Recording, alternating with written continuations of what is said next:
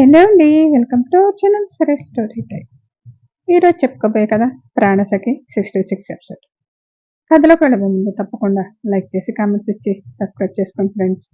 ఏ కాల్సిన ఎందుకు కథ చూద్దామా. ప్రాణసఖి 66 ఎపిసోడ్. ఇప్పటిదాకా బాగానే ఉన్నావు కదా, ఇప్పుడు ఏమైంది? మీరేంటి అప్పుడే వచ్చారు? ఆ ఈసు మీకోసం అంత ప్రేమగా వస్తే కొంచెంసేపు కబుర్లు చెప్పి రాక అన్నది. ఓ ఐశ్వర్య రావటం నువ్వు చూసావా? చూశాను. మీ ఇద్దరు నవ్వుతూ మాట్లాడుకోవటం కూడా చూశాను. ఏంటి నవ్వుతూ మాట్లాడుకున్నామా? కళ్ళకు కళ్ళజోడు పెట్టుకొని చూసావా? ఇదిగో కళ్ళకే ఉంది కదా, కనిపించటం లేదా? అది ఉన్న సంగతి మర్చిపోయి చూసామనుకుంటా, అందుకే మేము నవ్వుతూ కనిపించి ఉంటాం. అయితే మీరు నవ్వుతూ మాట్లాడుకోలేదా? నీ మొహం కదా, తనని చూస్తేనే నవ్వెక్కడి నుంచి వస్తుంది? తనకేమి పేరులోనే ఐశ్వర్యం ఉంది, పేరుకు తగ్గట్టు అందంగా ఉంది, ఇంకేం కావాలి? అయితే నువ్వే వెళ్ళి సైట్ కొట్టుకో. ఎటు? అబ్బాయి వేషంలోనే ఉన్నావు కదా. అబ్బాయి వేషంలో ఉంటే అబ్బాయిని అవుతానా? మీరు మరీను అన్నది. నా బుర్ర తినటం ఆపి ఈ బిర్యానీ తిను, నాకు అసలే నిద్ర వస్తుంది. మీరు కూడా రండి తిందాం అన్నది. నాకు ఆకలేదు, నువ్వు వెళ్ళి తిను అన్నాడు. మీరు కూడా ఏమీ తినలేదు కదా, రాండి ఇద్దరం కలిసే తిందాం. నిజంగానే ఆకలేదు, నువ్వు తిను అన్నాడు రిషి. సరే అయితే నేను పెడతాను, మీరు తినండి అంటూ బిర్యానీ పొట్లు ఓపెన్ చేసి రిషికి పెడుతూ ఉంటే తింటూ అవనినే చూస్తూ ఉన్నాడు. తినటం అయిన తర్వాత చూసారా ఎంత ఆకలితో ఉన్నారో. నేను ఆకలని బయటికి చెప్పను, నేను ఆకలని బయటికి చెప్పాను, మీరు బయటికి చెప్పలేదు అంతే అని అన్నది. నువ్వు నా కోసమే కదా ఫుడ్ ఆర్డర్ పెట్టించావు. అవన్నీ తడబడుతూ అబ్బే అదేం లేదు, నాకు ఆకలి వేసింది అందుకే మీకు చెప్పాను. నీకు నిజంగా ఆకలి వేస్తే 2-3 ముద్దలు తినవు కదా అన్నాడు. అదేం లేదు, నేను బాగానే తిన్నాను కదా. ఆ రోజు అలా జరిగి ఉండకపోతే నువ్వు అసలు నాకు పరిచయం అయ్యేదానివే కాదు కదా. అంతే కదా మరి. సిరి ఉంటే మీరెవరో నేనెవరో అయి ఉండేవాడు. ఆ యాక్సిడెంట్ నువ్వు చేసి ఉండకపోతే బాగుండేది. ఇంకా మీరు నేను చంపానని అనుకుంటున్నారు కదా. ఇప్పుడు ఆ విషయాలు ఎందుకులే కానీ పడుకో, గుడ్ నైట్ అని చెప్పి రిషి పడుకున్నాడు. నేను సిరిని చంపలేదని మీరు ఎప్పటికి నమ్ముతారు అని పడుకుంది అవని. రిషి పడుకొని సిరిని చంపిన నీ మీద అభిమానం కలిగినప్పుడల్లా నా సిరిని చంపిన నీ మీద కోపం కదా రావాలి, అభిమానం ఏమిటని కావాలని కోపంగా ఉంటున్నాను. నువ్వు సిరిని చంపలేదంటే అప్పుడు నిన్ను చూసే విధానం వేరుగా ఉంటుంది, కానీ నిజమనేది అబద్ధం అవ్వదు కదా అని అనుకున్నాడు రిషి. ఆ రోజు నేను ఆ యాక్సిడెంట్ చేసి చావకపోయినట్లయితే అవనిని ఆ రిషి కలిసేవాడు కాదు, అవనితో నా పెళ్లి జరిగిపోయేది. అప్పుడు అవని నా కాలి కింద చెప్పులా పడి ఉండేది. ఆ రిషి అవనినే యాక్సిడెంట్ చేసిందని ఇప్పటికీ నమ్ముతున్నాడు. ఆ నమ్మకం అలానే ఉంటే తన భార్య చావుకి కారణమైన అవని మీద ప్రేమ ఎప్పటికీ కలగదు. ఇప్పుడు రిషి అవనికి ఆ టాబ్లెట్స్ ఇస్తే అవనికి అప్పుడు జరిగిందంతా గుర్తుకొస్తుంది. అవనికి ఏమి గుర్తుకు రాకూడదు అంటే రిషి ఆ టాబ్లెట్స్ అవనికి వేయకూడదు. అలా వేయకుండా ఉండాలంటే ఆ టాబ్లెట్స్ మార్చాలి. అసలు అవని ఎక్కడ ఉందో ముందు తెలుసుకోవాలని అనుకున్నాడు కౌశల్. వీళ్ళు నన్ను వెళ్ళమని హాస్పిటల్ నుంచి ఎక్కడికి వెళ్ళారు? వాళ్ళ ఇంటికే వెళ్ళారా, లేక అవని వాళ్ళ ఇంటికి వెళ్ళారా, ఎలా తెలుసుకోవటం అని అనుకొని ఆంటీకి ఫోన్ చేస్తే తెలుస్తుంది కదా అని సావిత్రికి ఫోన్ చేశాడు కౌశల్. సావిత్రి గారు అప్పుడే తినేసి పడుకోబోతుంటే ఫోన్ వచ్చింది. కౌశల్ దగ్గర నుంచి రావటం చూసి ఏమండి కౌశల్ చేస్తున్నాడని చెప్పింది. కౌశల్కి వేరే పని ఏమీ లేదా? మన అవని కాదు అంటున్నా, మన అవని వెనక పడుతున్నాడు. సావిత్రి నువ్వు కౌశల్కి అర్థమయ్యేలా చెప్పాలి. అవని పెళ్లి ఎలా జరిగినా పెళ్ళైనట్లే కదా, ఇప్పుడు తన భర్తతోనే ఉంటుంది. ఇంకా కౌశల్ ఇలా ఫోన్ చేయటం ఏమీ బాగాలేదు. రేపదేం మాట్లాడతానండి. అవని రిషితో చాలా సంతోషంగా ఉండటం నిన్న చూశాను. అప్పుడే అనుకున్నాను అవని రిషితో చాలా సంతోషంగా ఉంటుందని. కౌశల్తో వాళ్ళ ఇంట్లో వాళ్ళు చూసే సంబంధం చేసుకోమని చెప్తాను అని చెప్పింది సావిత్రి. సావిత్రి ఫోన్ తీయకపోయేసరికి ఆంటీ వాళ్ళు పడుకున్నారని రేపు ఉదయం ఇంటికి వెళ్ళి చూస్తే సరిపోతుంది కదా అని అనుకుని పడుకున్నాడు.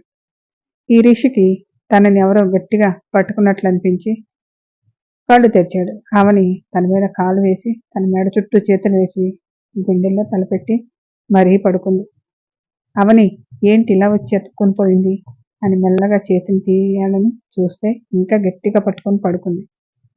సిరి కూడా ఇలా ఎప్పుడు పడుకోలేదు. ఈ సోడాబుడ్డి ఊపిరి కూడా తీసుకొనివ్వకుండా పట్టుకుంది.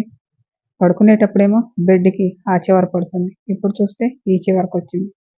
అవని వదిలే ఊపిరి తన గుండెలకు వెచ్చగా తగులుతుంటే మనసులో ఏవో కొత్త కోరికలను తెర తీసేలా ఉన్నాయని కంగారు పడుతూ అవని చేతిని మెల్లగా తీసి ఊపిరి తీసుకొని అలాగే తన మీద ఉన్న కాలు కూడా తీసి పక్కన పెట్టి లేచి కూర్చొని టైం చూశాడు. 4 అయింది. లేచి వాష్రూమ్కి వెళ్ళి వచ్చి బెడ్ మీద పడుకుంటుంటే బెడ్ లైట్ కాంతిలో అవని గుండెల మీద ఏదో మెరిసినట్లు అనిపించి అటు చూశాడు. షర్ట్ బటన్ ఊడి అవని గుండెల మీద డాలర్లో స్టోన్స్ మెరుస్తూ ఉన్నాయి. అవని వదిలే ఊపిరికి డాలర్ అటు ఇటు కదులుతుంటే రిషి అయితే అలానే చూస్తూ కన్ను కూడా మూయలేదు. అవని నిద్రలో కదిలి మళ్ళీ పడుకునేసరికి తన కట్టిన తాళి గుండెల మీద పడింది. ఆ తాళిని చూడగానే అవని తన సొంతం అనే ఫీలింగ్ కలిగింది. షర్ట్ బటన్ లేకపోవడంతో లోపల ఉన్న బ్లాక్ కలర్ బ్రా కనిపించేసరికి రిషి వెంటనే కళ్ళు మూసుకున్నాడు. ఎంత కళ్ళు మూసుకున్నా అదే కనిపిస్తుంది. మళ్ళీ ఒకసారి చూడాలని మనసు తహతహలాడుతూ ఉంది. తప్పు, అలా చూడకూడదని ఓ పక్క ఏమైంది, తను నువ్వు తాళి కట్టిన భార్య, చూస్తే తప్పేంటని మరో పక్కేమో చూడటమే కాదు ఏదైనా చేసే అధికారం నీకుంది, కావాలంటే ముద్దు కూడా పెట్టుకోవచ్చు అని ఒక పక్కన రిషి మనసు చెప్తుంటే రిషి అయితే గట్టిగా కళ్ళు మూసుకున్నాడు. అవని రిషి వైపు తిరిగి పడుకుంది. రిషి కళ్ళు మూసుకోవటం వల్ల అవని తిరిగింది చూడలేదు. మనసులో ఆలోచనలు పక్కన పెట్టి అవనికి బెడ్షీట్ కప్పుదామని కళ్ళు తెరిచాడు. అవని తన వైపు తిరిగి పడుకోవటంతో ఇందాక బ్రా చూసినందుకే మనసును కంట్రోల్లో చేసుకోలేకపోయాడు.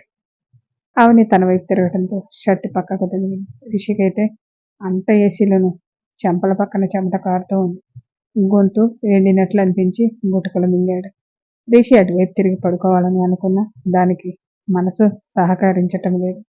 అవని వదిలే ఊపిరి మొహానికి తగిలి రిషిని నిలవనివ్వటం లేదు. అవని దగ్గరగా వెళ్ళి కనిపిస్తున్న అవని గుండెల మీద తలపెట్టాలని మనసు ఒకటే ఆరాటపడుతుంది. అలా చేయకూడదు, వద్దు అనుకుంటూ మనసుని అదుపు చేసుకుంటూనే అటు తిరుగుదామనుకున్నాడు. అవని చేయి వేసి ఏసీ చల్లదనానికి రిషికి దగ్గరగా జరిగి హత్తుకుంది. అవని అలా చేయగానే రిషి గుండె మాత్రం జెట్ స్పీడ్లో కొట్టుకుంది. ఇక మనసుని అదుపు చేయలేక అవని చుట్టూ చేతులు వేసి తనకేసి హత్తుకున్నాడు. రిషి వెచ్చటి కౌగిలిలో అవని కదలకుండా పడుకుంది. అప్పటి వరకు పరుగులు తీసిన మనసు అవనిని హత్తుకోగానే మనసుకి హాయిగా ఉండి పరుగులు తీయటం ఆపింది. ఈ సోడా బుడ్డి దగ్గరగా ఉంటే ఇంత హాయిగా ఉంటుందా అని అవని వైపు చూస్తూ ఎంత క్యూట్గా పడుకుంది అని అవని నుదుట దగ్గర ముద్దు పెట్టాడు. రిషి అలా చేయగానే అవని అయితే రిషి గుండెల్లో దూరి చిన్నపిల్లలా పడుకుంది. రిషి కూడా కళ్ళ మీదకు నిద్ర వచ్చేసి కళ్ళు మూతలు పడ్డాయి. ఒకరినొకరు హత్తుకొని పడుకున్నారు. ఐష్ ఉదయాన్నే లేచి లాన్లో జాగింగ్ చేస్తూ రిషి రూమ్ బాల్కనీ వైపు చూస్తూ ఈ రిషికి ఉదయాన్నే లేచి అలవాటు లేదా అనుకుంటూ సీతాలు జ్యూస్ తీసుకొచ్చి అక్కడ పెట్టి వెళ్తుంటే మీ బాబుగారికి ఉదయాన్నే లేచి అలవాటు లేదా అని అడిగింది. ఇంతకుముందు లేచేవాళ్ళ అమ్మాయి గారు, సిరమ్మ గారు దూరమైన తర్వాత లేవటం లేదు. సిరి లేకపోతే ఇంకేమి చేయరా ఏంటి మీ బాబుగారు? నాకేం తెలుస్తుంది అమ్మాయి గారు, సిరిగారు దూరమైన తర్వాత బాబుగారు బాధపడని రోజు ఉండేది కాదు. అవని అమ్మాయి గారు బాబుగారి జీవితంలోకి వచ్చిన తర్వాత రిషి బాబుగారు ఇంతకు ముందులా ఎలా ఉండేవారో అలా ఉంటున్నారు. ఈ అవనిని ఇష్టపడి పెళ్లి చేసుకోలేదంటారు కదా అని వచ్చి కూర్చొని టవల్తో మొహం తుడుచుకుంటూ అడిగింది. అదేమి నాకు తెలియదండి. అవని గారు వచ్చిన తర్వాత రిషిబాబు గారి మొహం సంతోషం వచ్చింది అని చెప్పి వెళ్ళిపోయింది. ఈ అవని ఉంటే రిషి నా వైపు అస్సలు చూడడని అర్థమైంది. ఆ అవనిని ఇక్కడికి రాకుండా చేశాను. ఇక శాశ్వతంగా రిషి జీవితంలో నుంచి వెళ్ళేలా చేయాలి అని జ్యూస్ తాగుతూ రిషి రూమ్ బాల్కనీ వైపు చూస్తూ కూర్చుంది. అవనికి మొహానికి వెచ్చటి గాలి తగిలినట్లు అనిపించి కళ్ళు తెరిచేసరికి రిషి తనని హత్తుకొని పడుకొని ఉండటం చూసింది. అవని స్టోరీ కంటిన్యూ. మళ్ళీ నెక్స్ట్ ఎపిసోడ్లో కలుసుకుందాం. Thank you.